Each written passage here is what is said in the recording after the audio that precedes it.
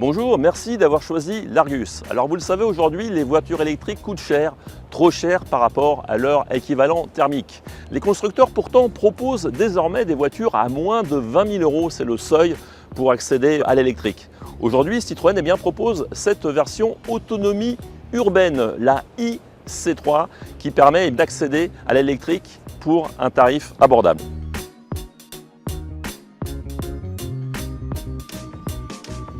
Alors dans la catégorie de ces citadines électriques à moins de 20 000 €, eh bien, il y a quelques modèles toutefois qui sont plutôt intéressants. On peut noter la Dacia Spring, c'est un peu le précurseur, elle est sortie en 2021. Elle propose aujourd'hui 70 ou 100 chevaux. Et puis il y a également, bien entendu, la future Twingo.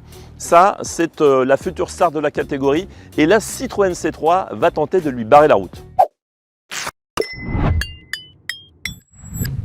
Pour proposer une citadine à prix canon, Citroën a dû réduire forcément l'équipement et aussi la taille de la batterie. Sous les soubassements de cette Citroën, on a une batterie de 30 kWh, ce qui permet une autonomie de seulement 212 km, donc c'est bien une citadine pur jus. Mais cela fait une grande différence par rapport à la iC3 Autonomie Confort. Cette dernière coûte 3 460 € de plus, mais elle est capable de parcourir 328 km grâce à sa batterie de 44 kWh. Puissance 113 chevaux et le temps de recharge de 20 à 80% sur une borne publique, 36 minutes.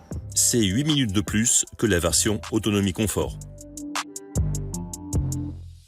Bon, la C3, vous la connaissez déjà, hein. C'est une voiture qui fait 4,01 m de long, qui a un petit style, on va dire SUV, crossover, plutôt agréable, et puis relativement spacieuse à l'intérieur. Pour rester à un tarif de 19 990 € prix catalogue, eh bien, on doit faire quelques concessions, notamment en termes d'esthétique. Par exemple, toutes les parties en plastique noir sont noir mat, sans habillage. Les boucliers, les côtés de porte, la custode, le bouclier arrière également, voilà. Ça, c'est le premier point. On a également des jantes plus petites, on passe de 17 à 16 pouces avec des enjoliveurs. Bon, c'est assez supportable. Mais pour le reste, il faut aller à l'intérieur et là, vous allez voir, c'est encore plus dépouillé. Ah, dernier petit détail, pas de barre de toit, ça fait partie des économies.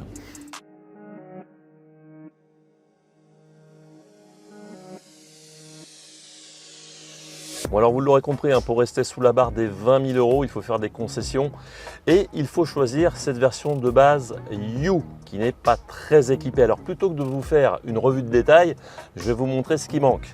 En gros, regardez, par exemple, il n'y a pas d'écran tactile de 10 pouces. On a à la place ce clip qui permet d'appairer un téléphone. Là par exemple, j'ai mis mon smartphone et ça permet d'accéder à toutes les fonctionnalités essentielles, notamment la navigation.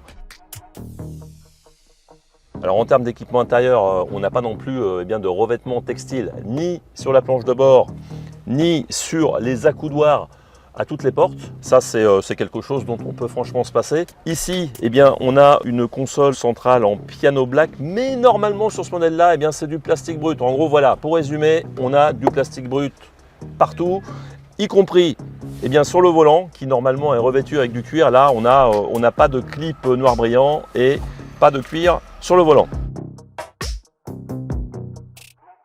Pour le reste, pâte à couvert centrale. On a des sièges en tissu relativement simples, on n'a pas des tissus bicolores comme sur les versions un petit peu plus hautes. En revanche, on a toujours la climatisation en série, on a le volant multifonction qui permet notamment de commander le téléphone quand on l'a appairé.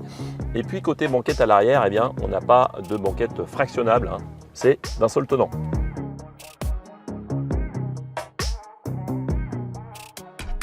Bon alors comme vous le voyez, l'habitabilité à l'arrière est relativement généreuse pour le gabarit, rappelons 4,01 m de longueur. Là, le siège avant est réglé pour moi, donc assez reculé. J'arrive à avoir les genoux à peu près comme il faut, les pieds sous le siège, ça c'est plutôt pas mal, parce qu'on a des voitures où on ne peut pas finalement être à l'aise à ce niveau-là. C'est pas très large, le troisième passager il ne sera pas très à l'aise à mon avis. Pour le reste, comme on l'a dit, c'est la simplicité. Et puis un détail important, la capacité du coffre, 328 litres. 328 litres, quelle que soit la configuration de la banquette, puisqu'elle ne coulisse pas comme une certaine concurrente qui arrivera bientôt.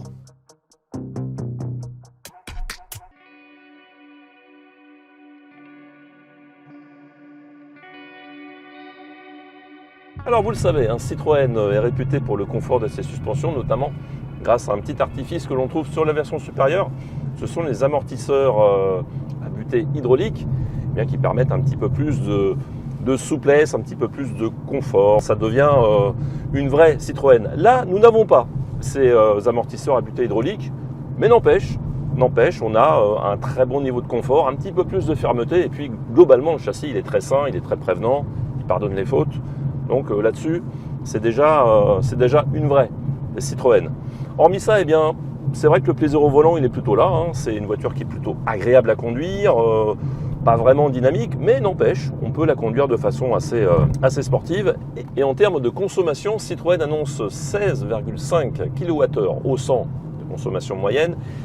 Et de notre côté, on l'avoue, on a un petit peu roulé sportivement entre guillemets et on peut atteindre plus de 26 kWh au 100 comme c'est indiqué sur le bloc d'instruments. Bon, la consommation peut se situer aux alentours de 20 kWh au 100 en conduite raisonnable, ce qui reste dans la bonne moyenne. Sinon, en termes d'équipement à l'intérieur, franchement, tout l'accastillage ne nous manque pas. Et puis, avec le smartphone, on est capable d'aller à l'essentiel, c'est-à-dire notamment d'aller chercher ses musiques et la navigation via Google si on a appairé le téléphone.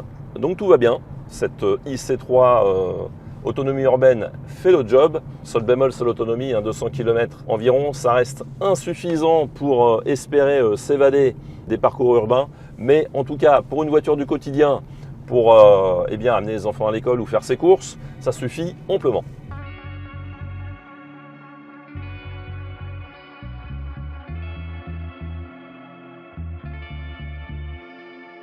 Tout juste quelques semaines avant l'arrivée de la nouvelle Renault Twingo e-Tech électrique, Citroën se positionne avec cette nouvelle IC3 autonomie urbaine à moins de 20 000 €. Alors finalement, est-ce qu'elle fait le job? La réponse est oui, elle fait le job. Malgré l'absence d'équipement, malgré l'absence d'écran tactile, malgré l'absence d'amortisseurs à butée hydraulique. Mais il y a un problème. On perd nettement en polyvalence par rapport à la version autonomie confort, capable de parcourir 115 km supplémentaires. De plus, elle ne propose pas en série le chargeur en courant continu pour une charge rapide sur borne. Pour cela, il faut passer par l'option à 500 €. Son intérêt reste donc limité, d'autant que la prime CEE Certinergie permet d'effacer le surcoût et d'accéder à la version autonomie confort pour moins de 20 000 €. Ça reste une vraie Citroën digne de ce nom avec de l'habitabilité, du confort et d'excellentes prestations globales. Et puis, les 200 km finalement d'autonomie, ça correspond à un besoin qui se fait de plus en plus sentir et qui permet justement un prix abordable. Alors rendez-vous dans quelques semaines pour le match Renault Twingo e-Tech contre Citroën IC3 autonomie urbaine. Merci d'avoir regardé cette vidéo et à très bientôt sur largus.fr.